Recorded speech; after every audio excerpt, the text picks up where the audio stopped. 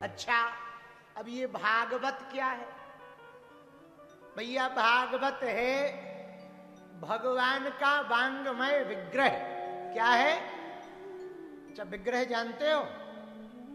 भगवान का ही रूप, उसको विग्रह कहते हैं। भगवान का रूप भागवत है। किसका रूप है? बोलो बोलो बोलो बोलो। मतलब जो भागवत जी की शरण में आ जाता है वो भगवान की ही शरण में आ जाता है। आप इसको साधारण किस्सा कहानी मत समझना, पोथी मत समझ लेना कि एक किताब बंधी हुई रखी है काली वाली पेटी के अंदर में। ये साधारण ग्रंथ नहीं है भैया, ये साक्षात ठाकुर जी बैठे हैं। जो भागवत के अक्षर लिखे होते ना, वो अक्षर श्याम होते हैं। काले होते कि नहीं होते? जो अक्षर लिखे होते भागवत में वो कैसे होते? बोलो बोलो। काले। हमारे ठाकुर जी भी कैसे हैं? थोड़े काले काले हैं, सांवरे। तो ये जो अक्षर है ना, वही ठाकुर जी है। हाँ, साधारण नहीं है। एक एक अक्षर अक्षर में हमारे ठाकुर जी विराजमान हैं। बोलो सीताराम। चलो तीसरी बात सुनो, भागवत का अर्थ क्या है? किसको भागवत कहते? श्रीमद् भागवतम पुराण तिलकम यद वैष्णवानाम धनम। भागवत जी वैष्णव का धन है। किसका धन है? बोलो बोलो बोलो बोलो। अच्छा, वैष्णव कौन कौन है यहां? हाथ उठाओ। जो हाथ खड़े नहीं कर रहे वो अघोरी है क्या? है? या शैव है? वैष्णव जानते हो कौन कहलाते? हाथ नीचे करो।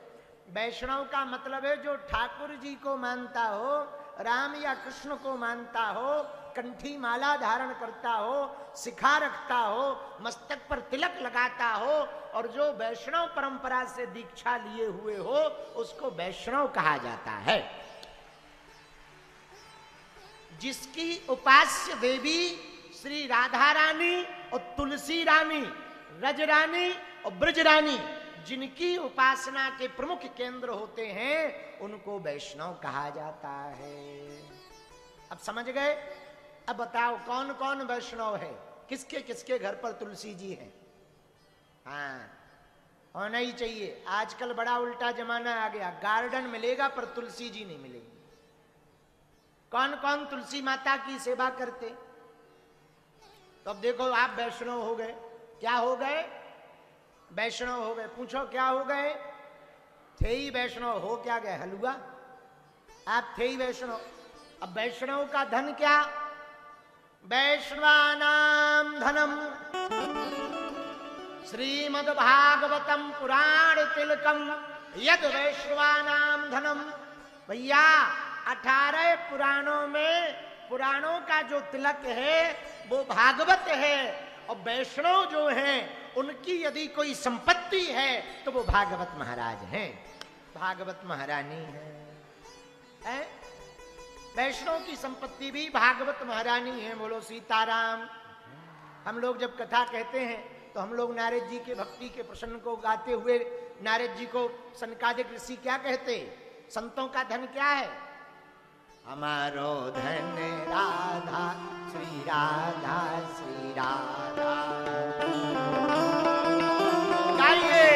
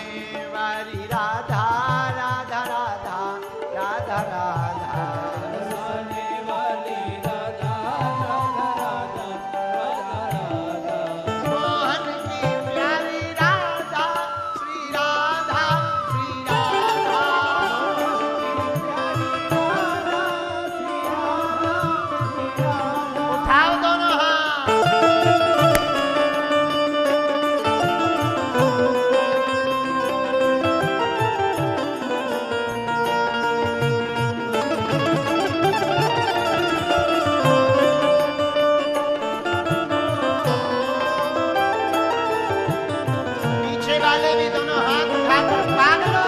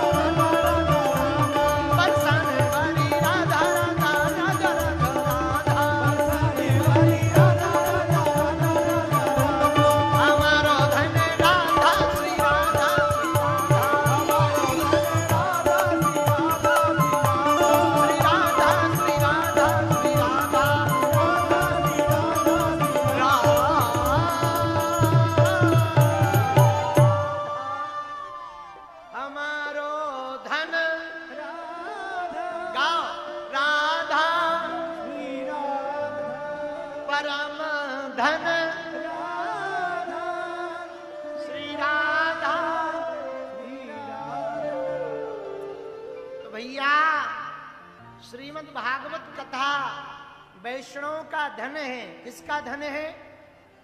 हम लोगों की संपत्ति है। सुना, संसार की प्राप्त संपत्ति पर हम लोगों का अधिकार नहीं है। सरकार जब चाहे तब छुड़ा लेगी। और भारत के जो नोट होते हैं उसमें लिखा रहता, मैं धारक को 100 रुपए देने का वचन देता, गारंटी।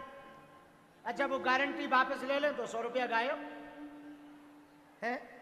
उसमें लिखा रहता नोट पर, मैं धारक को 500 रुपए देने का वचन देता हूं। अब वो वचन वापस ले लें गारंटी, तो 500 गायब।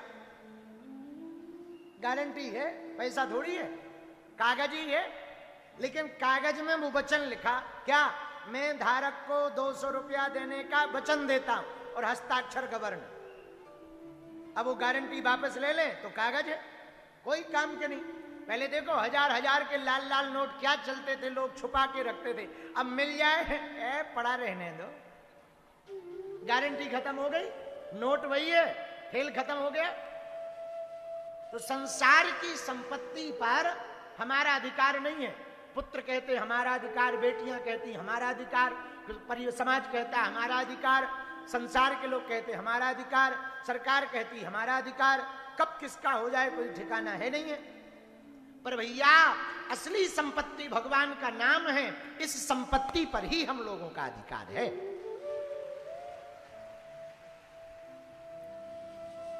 तो अष्टादश पुराणों का तिलक भागवत जी है,